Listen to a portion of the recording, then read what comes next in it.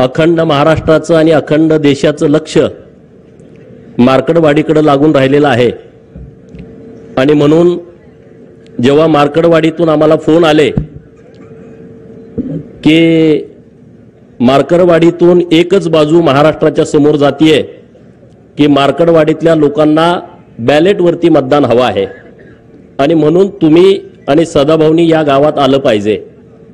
तुम्हाला पाहिजे का बॅलेटवरती मतदान मार्कडवाडीवाल्यांना? जोरात सांगा, कळू द्या, राज्याला कळू द्या। मीडियावाल्यांना माझी विनंती आहे, हे सगळे मार्कडवाडीतले लोक कोण कोण आहेत हात वर करा। हे बघा अख्खं गावच आहे। तर तुम्हाला बॅलेटवरती मतदान पाहिजे आहे का? हात वर करून सांगा, तुम्हाला बॅलेटवरती मतदान पाहिजे आहे का? जोरात सांगा, पवाराला ऐकू गेलं पाहिजे, मोठ्यान बोला। नाही ना? ईव्हीएम वरती तुम्ही महायुतीच्या बाजूने मतदान केलंय का? कोणी कोणी केलंय हात वर करा। कोणी कोणी केलंय हात वर करा, जरा कळू द्या, हात जरा थोडा वेळ धरा। हा? आणि म्हणून आम्ही ठरवलं की मार्कडवाडी गावामध्ये गेलं पाहिजे। महाराष्ट्रामध्ये आणि देशामध्ये मार्कडवाडी पॅटर्न आणि पहिल्यांदा पॅटर्न कुणाला दिसला? कुणाला दिसला? अरे हे माझं रक्ता मांसाचं गाव आहे, माझ्या पै पाहुण्यांचं गाव आहे, 90% इथं धनगर समाज राहतो। आणि मग माझी जबाबदारी वाढली की अरे धनगरांनाच पुढे काय केलं की म्हणजे या महाराष्ट्रातला धनगर समाज लोकशाहीच्या माध्यमातून जी निवडणूक प्रक्रिया पार पडते त्याच्या विरोधात आहे असं वातावरण करण्याचं महापाप शरद पवारांनी केलं। म्हणून आम्ही मार्कडवाडीमध्ये आज आलोय। अरे 100 शकुनी मेल्याच्या नंतर एक पवार जन्माला आलाय। 100 शकुनी मेल्याच्या नंतर एक शरद पवार जन्माला आलाय। याचं डोकं बघा की धनगर समाज हा कायदा मानत नाही, धनगर समाज हा लोकशाही मानत नाही। अरे 100 गावात या विधानसभा मतदारसंघामध्ये माझ्याच मार्कडवाडीला का पुढे केला आणि म्हणून मी आणि सदाभाऊ इथं तुमच्या गावामध्ये आलोय। अरे या हिंदुस्थानातला धनगर समाज हा लोकशाहीला मानतो। या भारताच्या नवनिर्मितीमध्ये धनगरांचा सिंहाचा वाटा आहे। जी संसद भवन आज दिल्लीमध्ये डोमानं उभी आहे, जे राष्ट्रपती भवन दिल्लीमध्ये उभा आहे आणि त्या सगळ्या जमिनी आहेत त्या होळकरांच्या रायसोनी गावामध्ये उभ्या आहेत। अरे ही लोकशाही मजबूत करण्यासाठी या होळकरांचा सिंहाचा वाटा आहे आणि म्हणून पवारांचा डाव लाथानं उधळून टाकण्यासाठी आज आम्ही तुमच्या समोर आलो आहे। बरोबर आहे की चुकीचं आहे? हा का रे बाबा? पहिल्यांदा आम्ही राजीनामा देणार, दे की तुझ्या लेकीचा, ते लेकीचा राजीनामा। 4-5 महिन्यापूर्वी लोकसभेच्या निवडणुका झाल्या, 1 लाख 1.5 लाखांना निवडून आली आहे। दे तुझ्या त्या कर्जत जामखेडच्या नातबाचा 1100 मतांनी निवडून आलाय। दे त्या जयंत पाटलाचा, परवा आला होता ना जयंत पाटील इथं, तोंडावरती साथी आसरा घेऊन आला होता ना, दिसायला देखना राजबिंडा, तितकाच कपटी, तितकाच नीच, तितकाच जातीवादी। दे ना त्याचा राजीनामा। या तिघांचा राजीनामा द्या आणि हे ईव्हीएमचं आंदोलन सुरू करा। आणि राहुल गांधींनी त्यांनी स्वतःचा आणि त्याच्या बहिणीचा देऊ दे ना राजीनामा आणि मग या आंदोलनामध्ये येऊ दे ना। बरोबर आहे की चुकीचं आहे? बरोबर आहे काय चुकीचं आहे? अरे एका आमच्या आनंदराव देवकाते साहेबांनी राजीनामा दिला, अजूनपर्यंत त्या घराला आमदारकी मिळाली नाही। मिळाली का सांगा? मिळाली? तुम्ही बळीचे बकरी आम्हाला करता। अरे तुम्ही व्हा ना, तुम्हाला बिरोबाला कापतो ना आम्ही माजलेल्यांना, बरोबर ना? आपण बिरोबाला कुणाला कापतो? बोकाड, ते कुठलं बोकाड कापतो? 10-12 बोकड आपल्याकडे असतात, कुणाला कापतो? बकरी आपल्याकडे 100 असतात, पण त्यातल्या एकालाच का कापतो? कारण ते माजलेलं असतं। आणि म्हणून या महाराष्ट्रातल्या प्रस्थापितांना आपल्याला बिरोबाला आणि खंडोबाला कापावं लागेल। कापायचं की नाही कापायचं? आज महाराष्ट्रामध्ये आणि देशामध्ये निवडणुका झाल्या, ईव्हीएमच्या नावानं तुम्ही आता गळा काढताय। सदाभाऊनी त्यांच्या भाषेत तुम्हाला सांगितलं, अरे बाबांनो ही ईव्हीएम आलंय कधी? तुम्ही त्याच्यानंतर 2 वेळा केंद्रामध्ये सत्ता भोगली। 2009ला हे शरदचंद्रजी पवार या माढा लोकसभा मतदारसंघातून ईव्हीएम वरती निवडून गेले की नाही गेले सांगा? 5 वर्ष तुमचे प्रतिनिधी होते. तुमच्या गावात किती वेळा आलते? मार्कडवाडीमध्ये किती वेळा आलते? जरा जोरात कळू द्या. म्हणजे संधी साधायचा असला का हा माणूस कुठे येतो बघा. तुमचा प्रतिनिधी होता तेव्हा हा माणूस तुमच्या गावात आला नाही, एकदा पण आला नाही. अरे तुमच्याच गावात काय, या माढा लोकसभा मतदारसंघामध्ये शेकडो गावात हे कधी गेले नाहीत आले. यांना तुमचं काही देणं घेणं नाही आहे. यांचं कसं आहे, आमच्याच कोंबड्यानं बाग दिली पाहिजे आणि मगच उजाडलं पाहिजे. हा जो गेल्या 50 वर्षापासूनचा प्रयोग सुरू आहे तो प्रयोग आता त्यांचा कोंबडा देवाभाऊनी कापून खाल्लेला आहे. बरोबर, त्यांचा आता कोंबडा ओरडू शकत नाही आणि त्यामुळे त्यांच्या तळपायाची आग मस्तकात गेलेली आहे. आणि म्हणून ठरवलं की आपल्या लोकांशी जाऊन बोललं पाहिजे. समोर जे आंदोलन करतायत त्याही भावांना माझी विनंती आहे, अरे तुम्ही चुकीचा पायंडा पाडायला लागलाय. कुणासाठी तुम्ही आंदोलन करताय? कसलं आंदोलन करताय? अरे जर समाजाचं आंदोलन असतं, आम्ही सरकारचा विचार केला नसता, आम्ही तुमच्या बाजूने ठामपणे उभं राहिला असतो.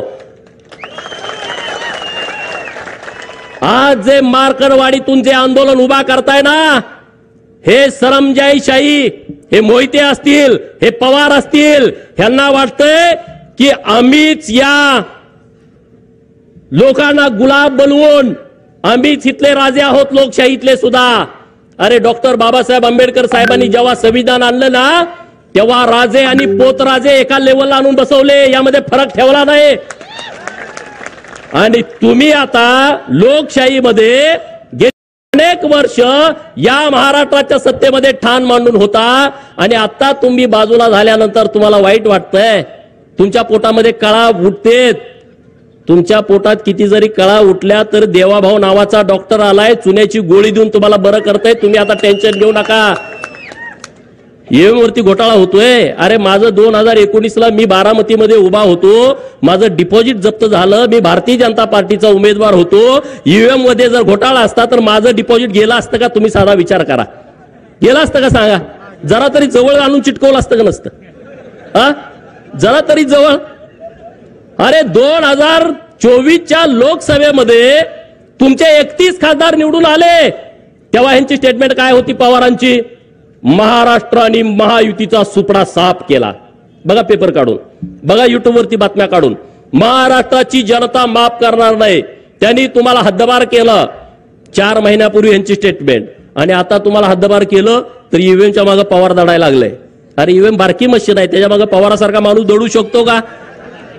पण दडायला लागले.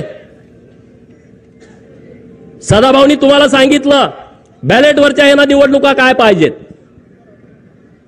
डॉक्टर बाबासाहेब आंबेडकर साहेब 1952ला लोकसभेला उभा होते, त्यांचा 14,000 मतांनी पराभव झाला आणि 74,000 मतं त्यांनी बाद केली होती.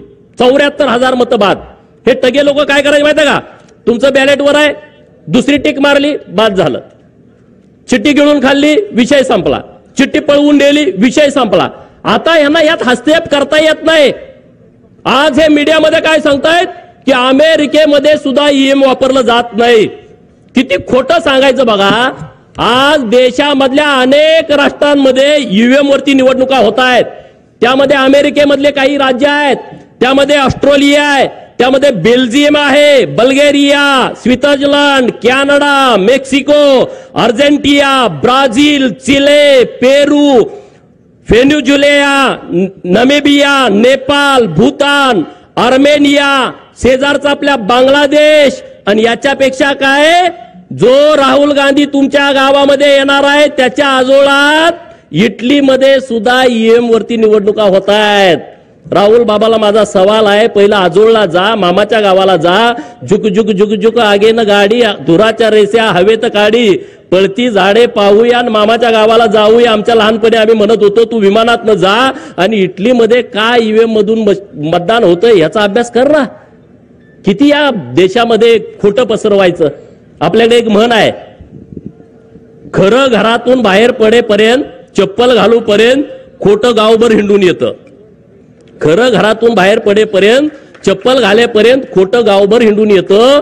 महाराष्ट्रामध्ये आणि देशामध्ये तसं झालंय. नरेंद्र मोदी साहेबांचं खरं चप्पल घालूच तर राहुल बाबांचं खोटा कर देशभर पसरतंय.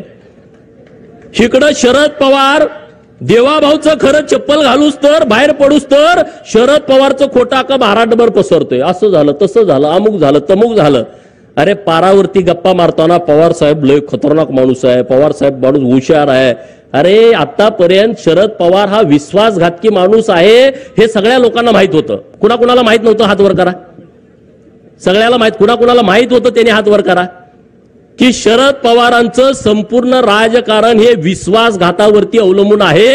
याबद्दल महाराष्ट्रातल्या कुठल्याच माणसाच्या मनामध्ये शंका नव्हती. का होती कुणाच्या मनामध्ये शंका? पण शरद पवार हुशार आहे असं सगळी माणसं म्हणत होती. शरद पवाराला अक्कल जास्त आहे, ती कधी काय करल सांगता येत नाही. हे म्हणणं तुमचं खरं होतं का नाही सांगा. पण मार्कडवाडीच्या पॅटर्न मध्ये पवारांनी लक्ष घातल्यानंतर पवार विश्वासघातकी आहेत हे सगळ्याला मान्य होतं. पण पवारांची अक्कल सुद्धा संपलेली आहे हे आता मार्कडवाडीच्या आंदोलनामधनं माहीत झालेलं आहे लोकांना. बरोबर ना? अरे बाबा काय आंदोलन तुम्ही करताय, काय प्रक्रिया आहे तुम्ही समजून घ्या. या महाविकास आघाडीच्या नेत्यांना मी आणि सदाभाऊंनी आवाहन केलं होतं. मुंबईमध्ये महात्मा गांधींच्या पुतळ्यांच्या समोर बसून हे आवाहन केलं होतं की 2017 साली निवडणूक आयोगानं आवाहन केलाय जर यामध्ये काही घोटाळा असेल तर तुम्ही समोर या आणि आम्हाला झाकून द्या. 2017 पासून 2024 पर्यंत एकही माणूस तिथं ईव्हीएम मशीन हॅक होतंय याचा पुरावा घेऊन गेला नाही. आणि आम्ही सुद्धा आवाहन केला होता तुम्ही कशाला असं खोटं सांगताय लोकांना. जर ईव्हीएम हॅक होत असेल, ईव्हीएम मध्ये सेटिंग झाला असेल तर तुम्ही सगळे समोर या आणि आम्हाला दाखवून द्या की ईव्हीएम मध्ये अशा अशा पद्धतीने घोटाळा होतोय. एकही माणूस पुढे यायला तयार नाही. बक्षीस पण आम्ही जाहीर केलं. जयंत पाटील इथं आले होते परवा, त्याचा चेहरा बघितला, लय डिम पडलं होतं. अरे 22 तारखेला संध्याकाळी हा माणूस मुख्यमंत्री होणार म्हणून नव्या नवरी सरकार नटला होता. इकडं तिकडं फिरत होता की मुख्यमंत्री होणार आणि सकाळी 11 वाजता गारद झाला. एकदम गडी डिम पडलाय, एकदम असा राजबिंडा गडी पण असा डिम पडलाय. आणि तो काय म्हणतोय कार्यकर्त्याची मिटिंग घेऊन आपला विजय हा 61,000 मतांनी झालाय. निवडून किती मतांनी आलाय? 11,000. भाजपवाल्यांनी 50,000 मतं यात अगोदरच सेट केलेत. काय म्हणतोय? भाजपनं 50,000 मतं अगोदरच सेट केलेत. म्हणून मी आणि सदाभाऊनं घोषणा केली जर जयंतराव पाटील बाहेरच्या देशामध्ये शिकलेले आहेत, इंजिनियर आहेत, त्यांनी जर हे सिद्ध केलं तर मी 50 रुपयाचं बक्षीस देईल आणि सदाभाऊ 51 रुपयाचं बक्षीस देईन. असं 101 रुपयाचं बक्षीस आम्ही जाहीर केलंय. लायकीप्रमाणे बक्षीस द्यावं लागतं म्हणून 101 रुपया. दुसरा कोणी हॅकर असेल तर त्याला 11 लाख रुपयाचं आमचं वेगळं बक्षीस आहे. त्यानं जर त्याच्या बुद्धिमत्तेनं हॅक केला तर काय प्रकार आहे. किती खोटं बोलायचं, लोकांना किती खोटं सांगायचं. जयंत पाटलांना ही प्रक्रिया माहित नाही ईव्हीएमची, शरद पवारांना ही प्रक्रिया माहित नाही. मी आवाहन करतो मार्कडवाडीतून शरद पवारांनी राष्ट्रवादी काँग्रेसच्या खासदारांचं, राष्ट्रवादी काँग्रेसच्या आमदारांचं एक प्रशिक्षण घ्यावं आणि या देशामध्ये निवडणुका कशा होतात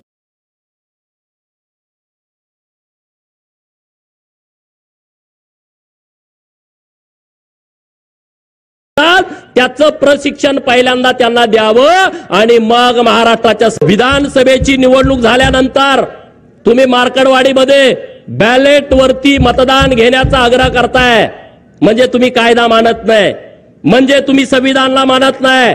शरद पवाराचा हम करे सो कायदा सुरू आहे, ते देशामध्ये संविधानाला मानत नाहीत. अरे साधं गणित आहे.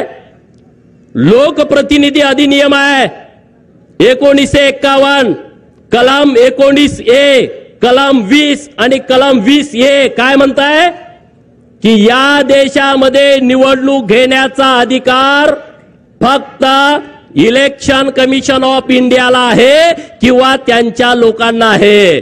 याच्या व्यतिरिक्त दुसरा माणूस निवडणूक घेऊ शकत नाही. म्हणजे दुसऱ्या त्यांच्या मशिनरीला म्हणजे कोणाला? कलेक्टरना लोकसभेची निवडणूक, प्रांतांना विधानसभेची निवडणूक, बीडीओ आणि तहसीलदारांना पंचायत समिती आणि जिल्हा परिषदची निवडणूक घेण्याचा अधिकार आहे.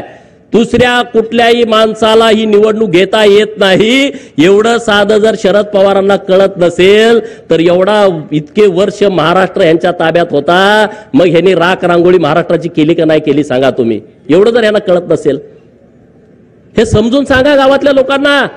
निवडणुकीच्या अगोदर FLC केली जाते, फर्स्ट लेवल चेकिंग. FLC म्हणजे काय आहे? त्या ज्या सगळ्या ईव्हीएमच्या मशीन आहेत ना, त्या मसनी सोलापुरात, त्या मसनी सांगलीत, त्या मसनी साताऱ्यात, त्या पुण्यात जिल्ह्याच्या ठिकाणी असतात गोडाऊन मध्ये. तिथं प्रत्येक पक्षाचा प्रतिनिधीला बोलवलं जातं. भाजपा, राष्ट्रवादी, शिवसेना, उद्धव सेना, शरद पवारची राष्ट्रवादी, काँग्रेस, छोटे पक्ष, बसपा असेल, माकप असेल, सेकाप असेल, रासप असेल, रिपाई असेल, रयत संघटना असेल, या सगळ्या पक्षाच्या प्रतिनिधीला बोलावलं जातं आणि तिथं फर्स्ट लेवल चेकिंग केलं जातं. म्हणजे काय केलं जातं? तुमच्या विधानसभा मतदारसंघामध्ये जेवढ्या मसनी आहेत, जेवढे बूथ आहेत, त्या मसनीपैकी 1% मशीनवरती 1200 मतदान पोलिंग करून घेतली जातात. किती? 1200 मतदान तुमच्या समोर. आणि मग ते चेक केलं जातं हे 1200 मतदान पडले का.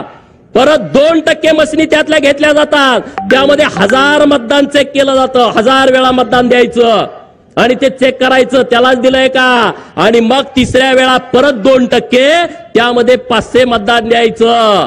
हे 2%, 2% आणि 1%, 5% झालं. आणि राहिलेल्या सगळ्या मसनीवरती एका मशीन मध्ये 16 उमेदवार असतात, त्या प्रत्येक मसनीवरती 6 प्रत्येक उमेदवाराला मतदान द्यायचं आणि ते चेक करायचं. हे चेक त्यांच्या समोर करायचं आणि त्यांनी सह्या करायच्या सगळ्या प्रतिनिधीने.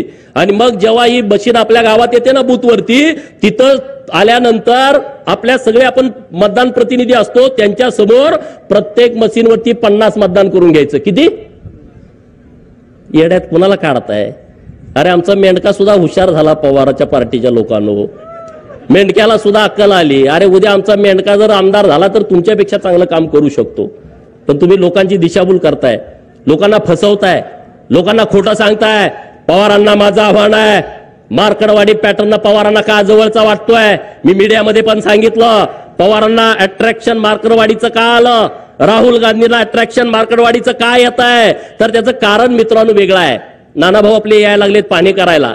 त्यांचं काय वेगळं गणित आहे की या देशातली जनता नरेंद्र मोदी साहेबांना परत 2029ला पंतप्रधान करणार आहे. तुमचं काय मत आहे?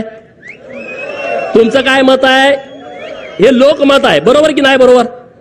नरेंद्र मोदी साहेब परत 2029ला पंतप्रधान होणार आहेत. आता देवाभाऊ 5 वर्षासाठी महाराष्ट्रात मुख्यमंत्री झाले. किती जरी तुम्हाला वाईट वाटलं तर आता त्याला नाइलाज आहे. पवारांच्या पार्टीचं जातीवाद्यांचं म्हणणं काय होतं महाराष्ट्रातल्या माहित आहे का? महाराष्ट्रात महायुतीचं सरकार यायला नाही पाहिजे. बघा पहिली यांची इच्छा मोहितेंची काय, महाराष्ट्रात महायुतीचं सरकार नाही आलं पाहिजे. महाराष्ट्रात जर महायुतीचं सरकार आलं तर भाजपचा मुख्यमंत्री झाला नाही पाहिजे, दुसरी इच्छा. तिसरी इच्छा काय, जर भाजपचा मुख्यमंत्री झाला तर देवाभाऊ झाला नाही पाहिजे. अरे आमचा मसोबा, बिरोबा, खंडोबा, धुळोबा, मकुबाई, नीनाबाई ही सगळे आमचे देव जागे आहेत रे. तिथला बहुजन जागा आहे गावगाड्यातला. गावगाड्यातल्या लोकांनी डोळं उडून बघितलं की बाबानो हे देवाभाऊच का लागते, नरेंद्र मोदी साहेब का पाहिजे. ईव्हीएम हॅक केली, ईव्हीएम हॅक केली, होय ईव्हीएम हॅक केली दिवाण सर, पण कुणी केली? लाडक्या बहिणीने हॅक केली. 1500 रुपये माझ्या बहिणीला दिले. सुप्रिया सुळे काय म्हणाल्या, 1500 रुपयात काय होतंय? बातमी बघितली होती ना टीव्हीवरती. 1500 रुपयात काय होतंय? मी सांगितलं, चॅनेलवाल्यांनी मला विचारलं, ताई असं बोलतात की 1500 रुपये मध्ये काय होतंय. मी त्या चॅनेलवाल्यांना सांगितलं, हे 1500 रुपये मुंबईमध्ये ताज हॉटेलला बसून 1500 रुपयाची कॉफी पिणाऱ्यासाठी नाहीत. हे 1500 रुपये ट्रायडंट हॉटेलला 1000 रुपयाचा चहा पिणाऱ्यासाठी नाहीत. 2-3 लाखाचा गॉगल घालणाऱ्यांच्यासाठी हे अजिबात नाही आहे. ज्यांच्याकडे 1.5-2-3 लाखाची पर्स आहे अजिबात नाही.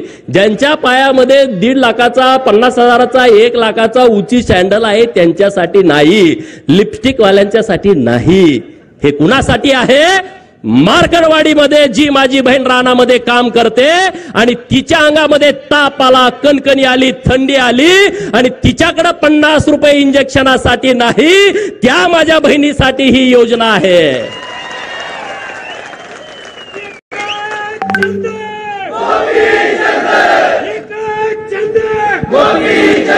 दुपारची शाळा सुटल्यानंतर पोरग पळत पळत पळत येतंय, आई आई आई मला 10 रुपये पाहिजेत आईस्क्रीम घ्यायला. आणि जेव्हा आई घरामध्ये जाते, डब्यामध्ये बघते, गाडग्यामध्ये बघते, चुलीजवळ बघते, तिच्याकडे 10 रुपये नाहीत आणि म्हणून तिच्या डोळ्यात पाणी येतंय की मी माझ्या लाडक्या पोराच्या हातामध्ये खाऊसाठी 10 रुपये देऊ शकत नाही. त्या लाडक्या बहिणीसाठी ही आमची योजना आहे. आणि म्हणून महाराष्ट्रातल्या लाडक्या बहिणीनं ही ईव्हीएम मशीन हॅक केली. या महाराष्ट्रातल्या ओबीसीनं 346 जाती असणाऱ्या ओबीसीनं, भटक्या विमुक्तानं, या महाराष्ट्रातल्या लोकांनी ईव्हीएम मशीन हॅक केली. सगळी मतं ही महायुतीच्या बाजूने दिली. या महाराष्ट्रातला गरीब मराठा ताकदीनं देवाभाऊंच्या पाठीमागे उभा राहिला, त्यानं ही मशीन हॅक केली. मित्रांनो, गावातल्या कोतवालाला जाऊन भेटा. 7,500 पगार वाढवला, परत 10% वाढवला. कोतवालाचं गावात संबंध किती असते तुम्हाला माहित आहे? कोतवालाच्या पुढे कोण जाते का? नाहीतर उतारा उलटा पालटा करून टाकते. या महाराष्ट्रातल्या कोतवालांचा 7,500 पगार वाढवला. त्या कोतवालांनी आमच्या बाजूने मतदान केलं, त्यांनी ईव्हीएम मशीन हॅक केली. गावातल्या पोलीस पाटील इथं कोण आहे का? पोलीस पाटील 8,500 मानधन वाढवलं या महाराष्ट्रातल्या पोलीस पाटलांचं. मग police Patil EVM machine hack करायचं सोडल का सांगा? 5 वर्ष आंदोलन करत आम्हाला हे द्या, आम्हाला द्या, कुणी काय दिलं नाही. देवाभाऊनी 8,500 वाढवून टाकले. पोलीस पाटलाला पै पाहुणे नातेवाईक असते की नाही? पाटील गावात रुबाबदार असते, दिलं नसतंय काम पाटलाचं. पाटलाच्या नातेवाईकांनी मशीन हॅक करून टाकली. सगळे महायुतीच्या बाजूने मतदान करून टाकलं की नाही टाकलं सांगा? होमगार्ड पोरं आंदोलन करतेत, 180 दिवस आम्हाला काम द्या आणि आमच्या मानधनात दुप्पट वाढ करा. कधीच कुणी केली नाही. देवाभाऊने केली, दुप्पट वाढ करून टाकली. पोलीस ड्रेसमध्ये असणारा माझा होमगार्ड भाऊ खुश झाला, त्यानं ईव्हीएम मशीन हॅक केली. 1 रुपयामध्ये विमा. त्या द्राक्ष बागायतदार शेतकऱ्याला विचारा, त्या डाळिंब बागायतदार शेतकऱ्याला विचारा, त्या ऊसवाल्याला विचारा, त्या कापूसवाल्याला विचारा. 1 रुपयामध्ये विमा. अरे शेतकरी खुश झाला. 0 लाईट बिल, शेतकरी खुश झाला. मी विचारलं शेतकऱ्यांना प्रचाराला गेल्यावर, किती वीज बिल होतं तुमचं? म्हणला 5 लाख. घेतल्यापासून भरलंच नाही. 3 लाख, 2 लाख. मग तो काय पवारच्या बाजून मतदान करेल का? सांगा ना. ज्याचं लाईट बिल 3 लाख, 4 लाख, 5 लाख माफ झालं, तो पवारांच्या बाजूने मतदान करेल का? नाही करणार. त्यानं ईव्हीएम मशीन हॅक केली. ही बोंबलत सुटले ईव्हीएम मशीनच्या नावानं. ह्या लोकांनी मशीन हॅक केली. मित्रांनो, या राज्यामध्ये पहिल्यांदा मेंढपाळाला चराई भत्ता द्यायचा निर्णय सरकारनं घेतलाय. जातोय ना मेंढराकडं, फॉरेस्टवाला म्हणतोय तुला येऊ देत नाही. म्हणलं राहू दे, येऊ देत नाही तर पैसे दे रान घ्यायला. आणि सरकारनं निर्णय केला, एका मेंढपाळाला एका महिन्याला 6,000 रुपये, 4 महिन्याचे 24,000 रुपये. त्या मेंढक्यानं ईव्हीएम मशीन हॅक केली. महाराजा यशवंतराव होळकर महामेश योजना आली आहे, त्या मेंढक्याला त्याचा लाभ होतोय. त्यानं तुमची ईव्हीएम मशीन हॅक केली आहे. या महाराष्ट्रातल्या गरीबाची पोरं प्रत्येक जिल्ह्याला 100 मुलं मराठा समाजाची, 100 मुली मराठा समाजाच्या हॉस्टेलला राहत आहेत. 100 मुलं ओबीसीची, 100 मुलं ओबीसीच्या मुली. त्या हॉस्टेल चालू केली. त्यांच्या आई वडिलांनी ईव्हीएम मशीन हॅक केली आहे. ही ईव्हीएम मशीन त्यांनी हॅक केलेली आहे. या महाराष्ट्रातल्या सगळ्या मुलींचं उच्च शिक्षण सरकारनं मोफत केलं. मेडिकलचं, इंजिनिअरिंगचं, B.Pharm, D.Pharm. त्या मुलीच्या आई वडिलांनी, आजोबांनी, पंजोबांनी ही ईव्हीएम मशीन हॅक केली की नाही सांगा? या देशातल्याने महाराष्ट्रातली 73 मंदिरं आपल्या सरकारच्या माध्यमातून 60 वर्षाच्या वरचे जे आपले आई वडील आहेत त्यांच्यासाठी मोफत दर्शन सुरू केलं आहे. केदारनाथला जावा, अमरनाथला जावा, तुम्ही कुठेही जा, काशीला जावा. हे सगळं त्या भाविकांनी मशीन हॅक केली आहे. 50% सूट घेऊन ज्या भगिनीनं एसटीचा प्रवास केलाय, कुणी कुणी केलाय प्रवास 50% सूट मध्ये, हे काय माझ्या सगळ्या बहिणी आहेत. या बहिणींनी ती मशीन हॅक केलेली आहे. महाज्योतीच्या माध्यमातून या महाराष्ट्रातल्या ओबीसींची हजारो पोरं तहसीलदार झाली, प्रांत झाली, PSI झाली, DYSP झाली, कलेक्टर झाली, SP झाली. त्या बहुजनांच्या पोरानं ओबीसीच्या पोराच्या आई वडिलांनी मशीन हॅक केलेले आहे. 22 पोरं महाज्योतीच्या माध्यमातून वैमानिक झाली. अरे पवाराला कधी कळलं होतं का? कुंभाराचं, सोनाराचं, सुताराचं, लोहाराचं पोरग वैमानिक झालं आणि त्याचा सगळा खर्च माझ्या सरकारनं महाज्योतीच्या माध्यमातून भरलाय. त्याच्या पै पाहुण्याने ही मशीन हॅक केली आहे. एक सांगू का अनेक सांगू? किती गोष्टी तुम्हाला सांगू? या सगळ्या मशीनी हॅक झालेत का नाही? हे केंद्राच्या आणि राज्याच्या योजनेतून हॅक झालेल्या आहेत. आणि त्यामुळे तुम्ही नुसत्या बोंबा मारू नका. तुम्ही किती जरी बोंबा मारल्या तर त्याचा उपयोग होणार नाही. अरे मार्करवाडीचं आंदोलन झालं, आतापर्यंत शरद पवारांनी कारखाना हायजॅक केला हे मला माहित होतं. आतापर्यंत शरद पवारांनी रयत शिक्षण संस्था हायजॅक केली हे मला माहित होतं. सूतगिरण्या हायजॅक केल्या हे मला माहित होतं. यशवंत चव्हाण प्रतिष्ठान ते हायजॅक केलं माहित होतं. पण हा लबाड लांडगा मार्करवाडीचं आंदोलन पण हायजॅक करतोय याचं मला विशेष वाटलं. अरे तुमचं आंदोलन पण त्यानं पळवून नेलं. पवारांच्या नावावरती आंदोलन पडलाय. आणि म्हणून मार्करवाडीतल्या सगळ्या लोकांना माझं आव्हान आहे, उद्या तुम्ही बसा. हे राजकारण जाऊ द्या बाजूला. हे विधानसभेचा विषय नाही आहे, हे माळशिरस तालुक्याचा विषय नाही. अरे महाराष्ट्राला चुकीच्या पद्धतीनं दिशा देण्याचा प्रयत्न, भारताला चुकीच्या पद्धतीनं दिशा देण्याचा प्रयत्न या मार्करवाडीच्या आडून केला जातोय. तो इथल्या लोकांनी खपवून घेतला नाही पाहिजे. हे चुकीच्या लोकांना तुम्ही खतपाणी घालताय. ज्यांची माती झाली आहे, ज्यांचं स्मशान वाटा झालाय, त्या लोक हे चुकीच्या पद्धतीनं आंदोलन हाताळतायत. आणि मुंबईमध्ये बघितलं हे कसं आहे बघा प्रकरण. मार्करवाडीमध्ये प्रशासन गैरवापर करताय म्हणून आम्ही आमदार. माझं दुसऱ्या दिवशी यांनी काय घ्यायची सांगा? बरोबर ना? तुम्हाला पसंत नाही, तुम्ही ईव्हीएमच्या विरोधामध्ये आहे, तर तुम्ही पहिला राजीनामा दिला पाहिजे ना. तुम्ही पहिला राजीनामा देऊन टाका ना सगळेजण सरसकट. तुमच्या कुणाच्या तरी सांगण्यानं बॅलेटवरती निवडणुका होतात. अरे काय धर्मशाळा आहे का? कुणी पण सांगावं आणि कुणी काय करायचं. हे कायद्याचं राज्य आहे, हा कायद्याचा देश आहे.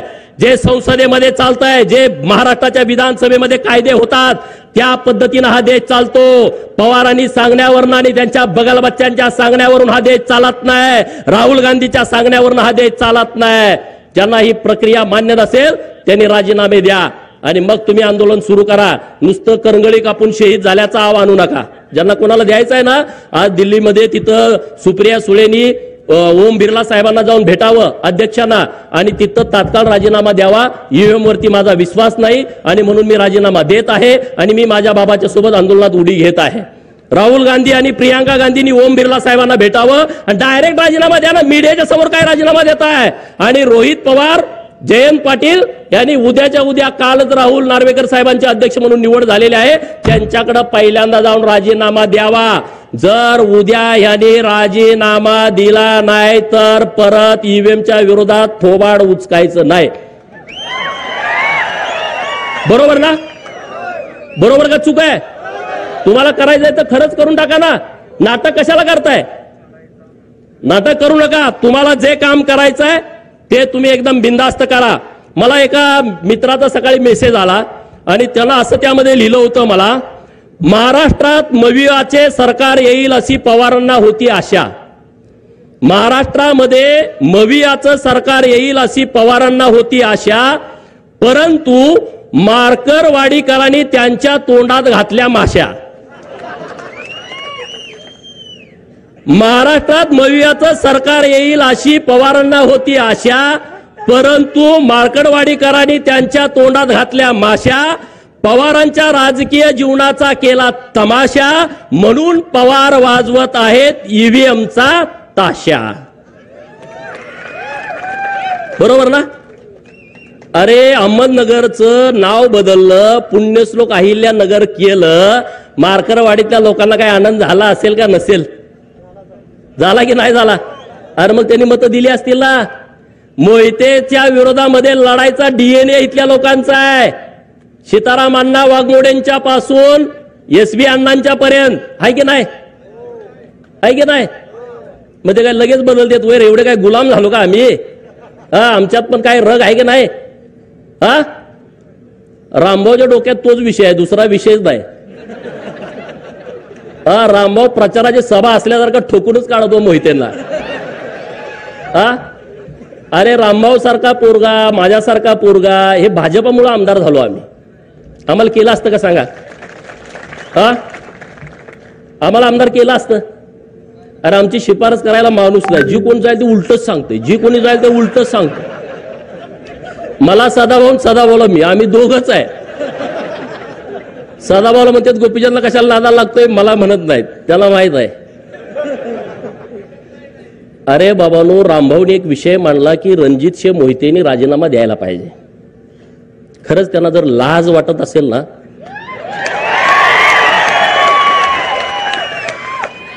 अरे आपण ज्या देवाभाऊंच्या मुळे माणसात आहोत, जेलमध्ये तुम्ही असता, त्या देवाभाऊंच्या अडचणीच्या काळामध्ये तुम्ही लोकसभेला आणि विधानसभेला विरोधामध्ये गेला. नितेश राणेंचं टाळ्या वाजवून जरा अभिनंदन करा. मी कहाणी तुम्हाला सांगणार आहे. नारायण राणे हा एकदम कडवा माणूस आहे, बरोबर, रगेल आहे. पोरं त्यांच्या पुढची रगेल निघाले. परवा देवाभाऊंचा गटनेतेपदी जेव्हा निवड झाली विधिमंडळाच्या, तेव्हा सदाभाऊ, त्यांच्या बाजूला मी, माझ्या बाजूला नितेश राणे, नितेश राणेच्या बाजूला रणजित मोहिते बसले होते सेंट्रल हॉलला. नितेश राणे साहेबांना ते दिसले, म्हणजे अरे तू कसं काय इथं आलायस? हे खरी परिस्थिती. अरे तुला काय लाज लज्जा वाटत नाही का? नाही, ते रामभाऊनं आमच्या खानदानाची आईवण काढली. अरे तुझी कुठं, तू खानदान सगळं जेलमध्ये असतं तुझं म्हणले. तू काय सांगतोय रे म्हणले? देवाभाऊंच्या विरोधात गेला, चाल पाहिला निघ. 4 दिवसापूर्वी गेलं ते उठूनच गेलं. आता ह्याच्यापेक्षा काय सांगायला लागतंय का? सेंट्रल हॉलमध्ये जर कॅमेरा असेल, मला माहित नाही कॅमेरा आहे का नाही तिथं, पण तिथं ते झाडलं, बाकीचे पण आमदार इकडे तिकडे कावऱ्या बावऱ्या बघायला लागले. वाघाच्या पोटी वाघ जन्माले तशी ती आहेत. ठोकून काढला. अरे म्हणले देवाभाऊ आमच्यासाठी महत्वाचा आहे, कुठलं काय काढून बसलाय, घराचं बोललं न्यायचं बोलला. ही सगळी स्वप्नात होती. हे जे प्रस्थापित आहेत ना, प्रस्थापित नावाची जी जात महाराष्ट्रात आहे का नाही, त्यांच्या छाताडावरती नाचायला पाहिजे तुम्ही आम्ही सगळ्यांनी.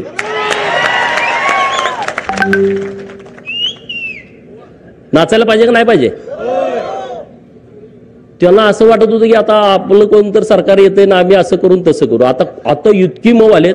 जयंत पाटलाचं कालचं सभागृहातलं भाषण ऐकलं का? 2019ला देवाभाऊंना पुन्हा येईन ह्याच्यावरती असा डिवचत होता का नाही? आणि काल स्वतः सारखा मऊ 4 वेळा पाया पडले सगळ्यात तिन्ही पुढाऱ्यांच्या. किती वेळा? जयंत पाटील वाटतंय ना, 4 वेळा लाचार झाले. मोहिते किरकोळ आहे हो, किरकोळ म्हणजे तुम्हाला माहित आहे किरकोळ झालंय ते, पूर्वीसारखी परिस्थिती नाही. त्यामुळे जास्त बोलण्यात काय पॉइंट आहे असं मला वाटत नाही. कारण ह्या लोकांची सवय काय, आमचं पोरगं जरी जन्माला आलं तर ते आमदार झालं पाहिजे. आणि आम्ही किती बी इकडं 20-20 वर्ष काम केलं, त्यांचं काय ह्यांना लॉटरी लागली म्हणते. अरे लॉटरी? अरे आमच्या अंगावरती अजून पोलिसांनी मारलेले वळ गेले नाही 2007, 8, 9चे. ह्या जयंत पाटलाला मी जेव्हा अडवलं होतं तेव्हा आमच्यावरती लाठीचार्ज झाला होता. ती पोलिसाकडं प्लॅस्टिकचे काटे ना, पोलिसाकडं लय वाईट आहे. ते मारल्यानंतर 1 तासानं कळते कातड गेले, आधी कळत नाही. पुण्यश्लोक अहिल्या देवींची जयंती होती त्या दिवशी, आणि अचानक मी तिथं मंत्र्यांना बंदी घातली होती. टेंबूचं पाणी जोपर्यंत देत नाही तोपर्यंत मंत्र्यांनी यायचं नाही. जयंतरावला जरा कंड होता. अचानक हेलिकॉप्टर उतरवलं. मी तासगावात गेलो होतो, मला कळाला आलाय. लगेच गाडी वळवली, 5-50 पोरावरती अडवून टाकला. अडवला का पोलिसांनी लाठीचार्ज केला. आणि परत आम्ही त्या जयंतीच्या कार्यक्रमाला गेलो, किडेबिसरी तालुका सांगोल्याला. आणि तिथं कोंबडवाडी म्हणून गाव आहे, तिथं गेल्यावर चंचानाय लागलं, तवर कळालं नव्हतं. अरे सगळ्यांना म्हटलं बघा काय काय झालं, पॅन्टावर केल्या तर कातडच नाही, सगळं रगात. अरे आम्ही संघर्ष केलेले लोक आहोत, आम्ही संघर्ष करून इथं आलोय, आम्हाला काही लॉटरी लागलेली नाही.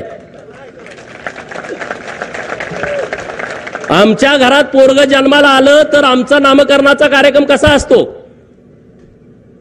पोरग पाळण्यात ठेवतेत, आमच्या आया बहिणी गोळा होतेत. कुणी गोविंद म्हणा, कुणी गोपाळ म्हणा, कुणी गोविंद म्हणा, कुणी गोपाळ म्हणा, कुर्र करून त्याचं नाव ठेवतेत, बरोबर. मोहितेच्या घरात असं नाही कुणी गोविंद म्हणा कुणी गोपाळ म्हणा, तिथं पाळण्यात ठेवल्यामुळे कुणी आमदार व्हा कुणी खासदार व्हा, काय कुणी आमदार व्हा कुणी खासदार व्हा, कुठल्याही पार्टीत जावा, बेईमान राहावा, पण आमदार खासदार व्हा. त्यात नाही जमलं तर जिल्हा परिषदचा अध्यक्ष व्हा, जिल्हा परिषदचा सभापती व्हा, झडपीचा मेंबर व्हा, पंचायत समितीचा मेंबर व्हा, लय झालं तर मग तिथं सरपंच व्हा, पण सुट्टी देऊ नका. माझी भाजपला सुद्धा विनंती आहे, ज्यांनी गद्दारी केली आहे 2024ला आपल्या पडत्या काळामध्ये, त्यांना पायताना जवळ सुद्धा उभा करू नका. एकट्या मोहित्यांचा विषय नाही, महाराष्ट्रात ज्याने ज्याने आपला लाभ घेतला, आपला गैरफायदा घेतला, त्यामुळे तुम्ही रामभाऊ चिंता करू नका. तुमचा योग्य सन्मान भारतीय जनता पार्टीच्या माध्यमातून होईल, यासाठी मी आणि सदाभाऊ माननीय देवाभाऊंना जाऊन भेटेन, चिंता करू नका अजिबात. आणि आपण काय काळजी करायची, आपला काय बाप आमदार खासदार होता का? अरे तुमचा तर बाप ऊसतोड मजूर होता. माझी आई मी तुमच्या समोर बोलत असताना शेतात राबते, सदाभाऊची आई शेतामध्ये राबते. आपलं नुकसान होणार आहे काय? आपला काय कारखाना आहे का, सुदगिरणी आहे का, बँक आहे का, आपल्यावर लोन आहे काय? नाही, आपल्याकडे कापड आणि गाडी सोडून काही नाही. काय चिंता करायचं आहे? त्यामुळं कुठल्याही प्रस्थापिताच्या छताडाला धरायला आम्हाला कधीच काय भीती वाटत नाही, आणि आम्ही छताड धरतोय तुमच्यासाठी धरतो. आमचं वैयक्तिक काय नाही त्यांच्यासाठी, आमचं वैयक्तिक तिथं काय अडकलेलं नाही आहे. आणि म्हणून आज ईव्हीएमच्या बाबतीमध्ये जो खोटं खोटं खोटं, अरे लोकांना ती खरं वाटायला लागलं. आता मला कुलाळवाडी नावाचं गाव आहे, 11च मतं विरोधात पडलेत, मग तिथं काय ईव्हीएम घोटाळा झाला? अरे मला मानणारी, भाजपला मानणारी, देवाभाऊला मानणारी लोक आहेत त्या गावातली, नुसती 11 मतं विरोधात गेली 1100 पैकी. अशी कितीतरी गाव आहेत महाराष्ट्रामध्ये, वन साइड सगळं मतदान झालेलं आहे. अरे या महाराष्ट्रातल्या जनतेचा विचार करणारा माणूस जर मुख्यमंत्री होणार असेल तर लोक पवारांना मतं देतील का? लोक विरोधकांना मतं देतील का? अरे देणार नाहीत. या महाराष्ट्रातल्या गोरगरिबांचा, उपेक्षितांचा, अपमानित लोकांचा नेता देवाभाऊ आहे. या महाराष्ट्रातल्या प्रस्थापितांचा कर्दन काळ आहे. या महाराष्ट्रातल्या विस्थापितांची काळजी घेणारा नेता आहे, आणि हा नेता महाराष्ट्राच्या सत्तेमध्ये यावा म्हणून गावगाड्यातल्या लोकांनी मतदान केलाय. गावगाड्यातल्या लोकांनी मतदान केलाय. गावगाड्याची काळजी घेणारा नेता आहे. अरे त्याला किती बदनाम करण्याचा तुम्ही प्रयत्न केला, किती आंदोलन केली, किती वेळा त्यांना डॅमेज करण्याचा प्रयत्न केला, किती त्यांना जातीवरनं हिणवलं, आणि तुम्ही पुरोगामी आहे का? अरे पुरोगामीच्या कंबाड्यात लाता लोकांनी घातलेल्या आहेत. यासलं थोतान चालणार नाही या महाराष्ट्रामध्ये. अरे पुण्यश्लोक अहिल्यादेवींचं नाव दिलं सोलापूरच्या विद्यापीठाला, पवारांच्या मागे होतो आपण 2004 ते 2018, का नाही नाव दिलं? का प्रश्न पडतो का नाही स्वतःच्या मनाला? पडतो की नाही पडत? सोलापूर मधला हा विषय. आघाडीचं सरकार होतं, नाव दिलं नाही. आमची लोक विसरतात का? नाहीत विसरत. आणि म्हणून मार्कडवाडीतली गावातली लोक ताकदीनं महायुतीच्या सोबत उभा राहिली, नरेंद्र मोदी साहेबांच्या सोबत उभा राहिली, देवाभाऊंच्या, एकनाथ शिंदे साहेबांच्या सोबत उभा राहिली, आणि पुढे सुद्धा तुम्ही ताकदीनं उभं राहा. या गावाचा सर्वांगीण विकास करण्याची सर्वस्वी जबाबदारी भारतीय जनता पार्टीची आहे. रामभाऊडी जे काम केलंय आणि राहिलेलं काम करण्यासाठी आम्ही पूर्ण ताकद गावाच्या पाठीमागे उभा करू. पवारांनी काय सांगितलं म्हणे, गावागावाचा ठराव घ्या. आता कोण घेणार? अख्खं गावच हित आहे आमच्या बाजूनं, बरोबर की नाही? उद्या ठराव घ्या.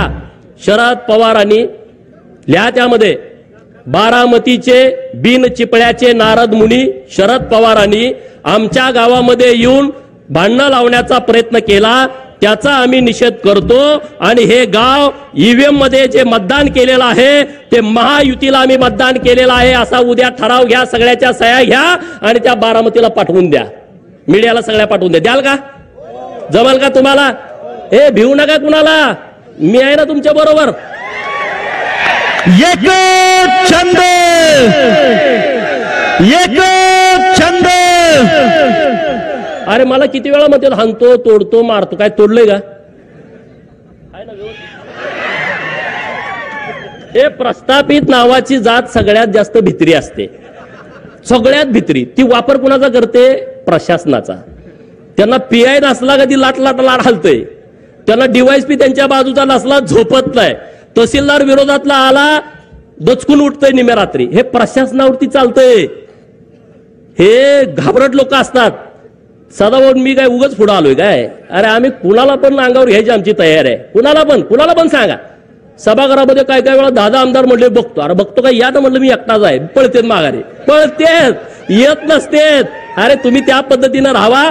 मार्करवाडी आणि माळशिरस तालुक्यातल्या आणि महाराष्ट्रातल्या लोकांना माझी विनंती आहे, जो पवारांनी हे आंदोलन हातामध्ये घेतलाय ते आंदोलन आपल्याला मुळापासून खऱ्या रूपानं मोडीत काढायचं आहे. त्यामुळे गावागावामध्ये ठराव घ्या आणि सगळ्या मीडियामध्ये द्या. एवढंच या निमित्तानं बोलतो.